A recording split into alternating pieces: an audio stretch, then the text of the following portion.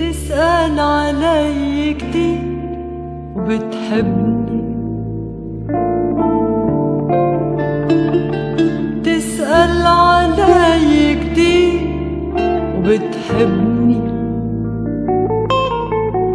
بعرف هالحكي حافظة هالحكي، كل الحكي حلو ومع انه حلو ليش بيضلوا احساسي اللي لا في شي بده يصير في شي. L'Occident, que vous êtes deux communautés homogènes, votre identité, elle a une seule dimension, c'est comme ça. Donc on le répète, on revient ici pour encore créer une division et restructurer la Syrie à part de cette identité. Il me semble que le base que vous avez évité, que c'est peut-être l'Irakien qui vous avait donné l'exemple, et le base syrien, que ce soit Hafez al-Assad, il allait beaucoup plus loin dans la construction de l'identité syrienne. Les Syriens, ils sont syriens.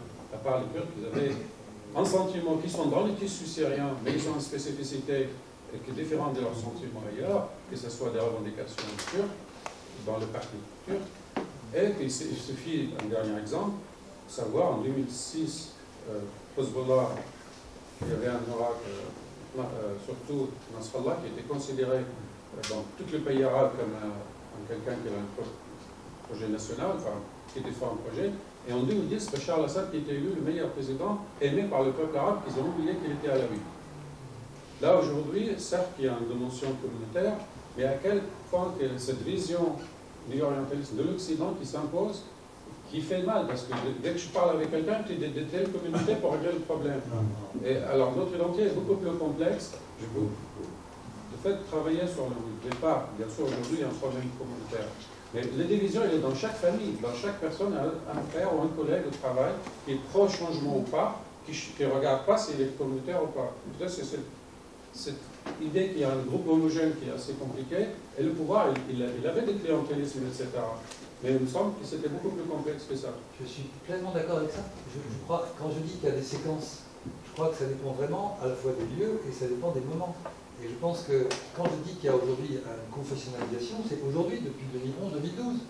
Et de même que j'ai évoqué la confessionnalisation ou l'instrumentalisation du confessionnalisme par la France, par la Grande-Bretagne en 1920. Lorsque la France va créer le Liban et des l'entité politique syrienne, c'est vraiment jouer, non seulement c'est objectivement ça, mais en plus, dans la correspondance du général Gouraud en 1920, il écrit au gouvernement, j'ai lu ses textes, il écrit au gouvernement qu'il va faire ça pour diviser, de façon, enfin c'est une vieille affaire. Donc il instrumentalise des communautés. Donc moi je ne me sens pas du tout, je me sens pas du tout dans cet orientalisme. Je ne veux pas globaliser, au contraire, je fais très attention à l'idée qu'il faut à chaque fois, à l'instant j'évoquais les années 60, où il me semble que c'était même pas la peine, si quelqu'un parlait en termes de communauté, on l'aurait écarté tout de suite en disant mais non, on est dans une construction. Je crois vraiment que ça dépend des périodes. Et en ce qui concerne la Syrie, que par définition vous connaissez beaucoup mieux que moi, il est clair que le régime s'est quand même ancré non pas dans la communauté alawite, mais avec des éléments de la communauté alawite, et qu'il a contribué depuis 4 ans à confessionnaliser les choses de manière assez... Quand on regarde la structure des forces d'intervention de l'armée, quand on regarde la structure du pouvoir, des renseignements généraux, et on regarde comment c'est construit, alors c'est très clanique, mais il y a aussi une dimension confessionnelle importante. Aujourd'hui, ce n'est pas une invention des orientalistes, c'est une réalité, comme du côté de Salam, il y avait une espèce de clan Tikrit, et que les principaux postes de pouvoir étaient de sa famille. Si je reviens sur Hafez al-Assad, vous savez donc mieux que moi le rôle d'Arifat et de tous ces gens-là. Donc on est vraiment dans cette... C'est ça que je dis, c'est tout.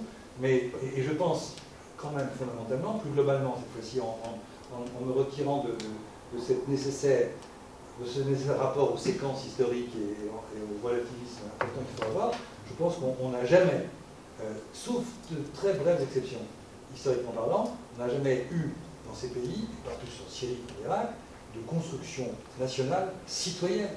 Jamais de construction nationale citoyenne. Or, d'une certaine manière, alors, je ne sais pas, alors là, vous pouvez me faire le reproche, sans doute très juste, de vouloir européocentrer quelque chose, mais il me semble que comment est-ce qu'on peut arriver à une adhésion et une adéquation nation, société, État s'il n'y a pas des éléments de citoyenneté et ce que réclamaient les révoltés depuis 2011. Donc je pense que le déficit abyssal d'un pays comme l'Irak, de la Syrie, mais je en dirais autant d'Israël dans d'autres cas de figure, évidemment, de construction nationale citoyenne est une des sources des malheurs d'aujourd'hui. Juste une différence entre communauté et communautarisme qui n'est pas vraiment bien défini. Le fait qu'il y a des officiers alaouites, ça ne prouve pas qu'il y a un projet d'alaouisme. Non, mais il y a des liens de. Certes, il y a une crise d'État qui n'a pas réussi. C'est une sorte de Sharia, quoi. Ça, c'est lié à une dictature qui fait qu'il y a un clientélisme. Mais toute communauté confondue. Oui, bien sûr. Juste une toute petite remarque. Il y a 5 ans, je suis allé à Nancy, dans ce modèle, et où j'ai retrouvé un certain nombre de mes collègues, dont, tu l'as connu, Youssef Hayash, professeur d'arabe, qui est syrien, mais une minorité maléfique, près de la frontière du Liban. Et c'était en 2011, la Saoula venait d'éclater, et je lui dis, Youssef, est-ce que tu en penses? Est-ce que vous allez bientôt arriver à vous débarrasser de Bachar? Il m'a dit, ah, c'est compliqué, parce que je n'aime pas Bachar, je ne fais pas Hafez, parce que c'est des dictateurs, c'est sûr, mais j'ai très peur que ce qui va venir par la suite, ça soit pire encore. C'est ce qu'il m'a dit. Et je me suis demandé, on a longuement discuté, s'il n'y avait pas, dans son esprit ou dans son inconscient, une espèce de connivence de minoritaires, les Halaouis d'un côté, les chrétiens de l'autre, je ne sais pas. J'ai pensé ça. Qu'est-ce que tu en penses? Si on voit la question des chrétiens, par exemple, qui se sentent chrétiens sans orientalisme, on sera d'accord là-dessus. Je crois que je suis un peu juriste de formation, et comment organiser dans ces pays communautaires, multiconfessionnels, multiethniques, disons ces pays multiples, ça vous va, ces pays multiples, comment organiser ce rapport complexe entre une dimension démographique et une dimension démocratique. Là où, en termes démographiques, on est minoritaire comme les chrétiens, qui sont d'un ancrage historique, etc. Bon. Comment faire en sorte qu'ils existent politiquement pour qu'ils ne soient pas écrasés par le pouvoir? Puisque démographiquement, dans une démocratie, ils vont perdre à tout. Donc il faut imaginer des systèmes. Or, à l'heure actuelle, au Moyen-Orient, il n'y en a que deux. Le premier, c'est qu'il n'y a pas de démocratie, donc la question est réglée, on prétend que le pouvoir autoritaire, il protège les chrétiens, mais les chrétiens, ils n'ont pas d'autre choix que d'être très proche du pouvoir pour ne pas se faire massacrer, mais il n'y a aucune garantie. Et l'autre système, c'est le système libanais. C'est un Libanais qui a organisé un truc avec autant de députés chrétiens que de députés musulmans, avec un président maronite, etc. Et on voit bien que ça ne fonctionne pas. Autrement dit, on a ce que moi j'appellerais une formule très simple, on n'a jamais eu vraiment un moment constitutionnel, c'est-à-dire une réflexion de la société démocratiquement représentée, pour essayer de penser cette complexité du rapport démographique et du rapport démocratique dans ces pays multiples. La constitution irakienne de 2005, que j'ai évoquée brièvement tout à l'heure, c'est typiquement un texte qui essaie de répondre à cette question. Et elle répond comment? Elle répond en disant, le peuple irakien est un, mais il y a des sunnites, des chiites et des kurdes, c'est dans la constitution, tout le monde est citoyen, et donc on va organiser un système fédéraliste, qui permettra à la fois d'avoir l'unité de l'État fédéral et d'avoir des États, des régions fédérées dans lesquelles on sait qu'au nord, ça sera les Kurdes qui seront majoritaires, au sud, ce seront les chiites, ailleurs, ce seront les sunnites. Et on a essayé de penser un truc comme ça. Ça n'a pas marché du tout, c'était presque un masque par rapport aux réalités concrètes, effectives, brutales de l'installation d'un pouvoir chiite en 2005. Mais voilà, donc la question pour moi est celle-là. Comment on peut penser un système politique ouvert qui puisse permettre à ceux qui sont sûrs de ne jamais, en termes d'identité, dans une majorité, comment est-ce qu'ils peuvent... Voilà, c'est ça. Alors, Et ça, c'est une équation qui est rarement posée. Quand elle est posée, comme elle a été en Irak, dans des conditions tout à fait particulières. Les élections turques qui vont venir sont intéressantes parce qu'on va avoir pour la première fois un parti dont les origines sont des origines kurdes, mais qui veut être plus large, et il faut qu'il franchisse le seuil des 10%. Donc là, on a peut-être une réponse à... Ça veut dire qu'il y aura peut-être des mécanismes politiques. Déjà, ils sont présents dans beaucoup de... tant que tel, dans beaucoup de grosses villes de l'Est de la Turquie. Donc, en Turquie, peut-être qu'il se passe quelque chose d'intéressant après avoir eu des années de cendres pendant très longtemps. Donc voilà, je pense que le Moyen-Orient est malade aussi de ça.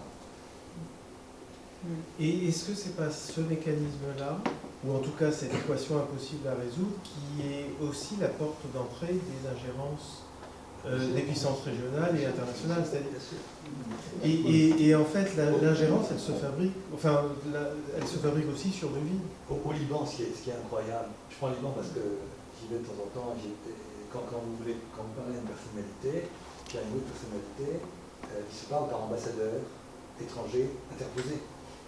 Les uns sont proches de l'ambassadeur américain, les autres de l'ambassadeur français, l'ambassadeur iranien joue un rôle important. Donc on est en plein dans cette cacophonie, quoi. Et je crois que le drame de... Et moi je dirais une chose, c'est le drame de cet espace. C'est là où... voilà, c'est-à-dire que je pense que quand on dit Moyen-Orient, je pense qu'il faut... Enfin, c'est mon hypothèse, maintenant on peut la descendre à coup de Kalachnikov, hein. Mais mon hypothèse, c'est que cet espace-là, il n'a pas réglé ces questions. Tout autour, on les a réglées dans des conditions, quelquefois d'une très grande violence. Parce que l'homogénéité de la Turquie contemporaine, elle prend ses racines dans le génocide arménien, elle prend ses racines dans l'échange de population de janvier 1923, validé par le traité de Lausanne de juillet 1923. Donc c'est du nationalisme. Si je prends la question israélienne, l'homogénéité relative des Israéliens aujourd'hui, elle s'est faite quand même après l'expulsion des 3/4 ou des 4/5 des Palestiniens qui vivaient dans un territoire de ce qui devient Israël. Donc l'État-nation israélien, dont on pourrait aussi parler, est-ce qu'il y a vraiment un État-nation? En tout cas, l'État-nation israélien, il s'est construit par l'expulsion Sinon, en 1949, l'État d'Israël qui naît aurait été un État dominant arabe s'il n'avait pas évacué les 750 000 Palestiniens qu'il y avait sur une population totale de 900 000.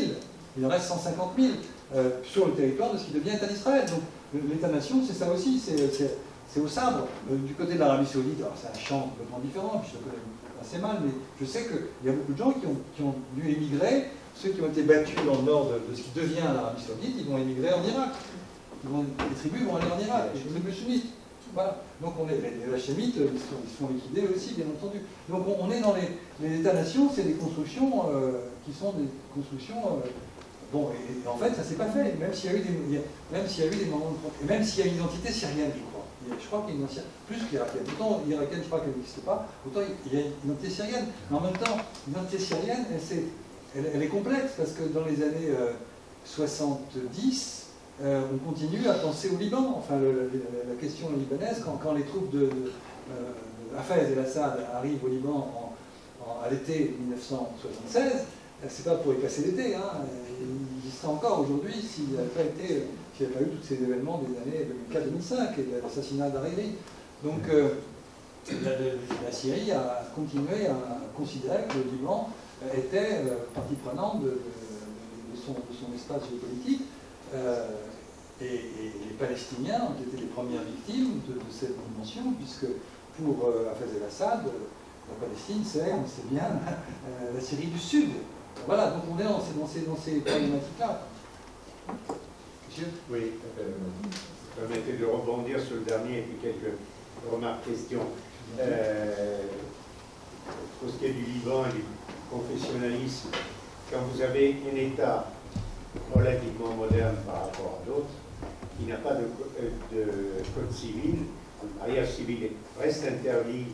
Dernièrement, j'étais il y a 3 mois, un mariage contracté à Chypre, je crois, ce qui a toujours été le truc pour des mariages interconfessionnels, ou même chez les Jmaïs et les Joublates, puisqu'ils sont mariés, entre Russes et Maronites. et ça se contracte à Chypre devant un curé quelconque,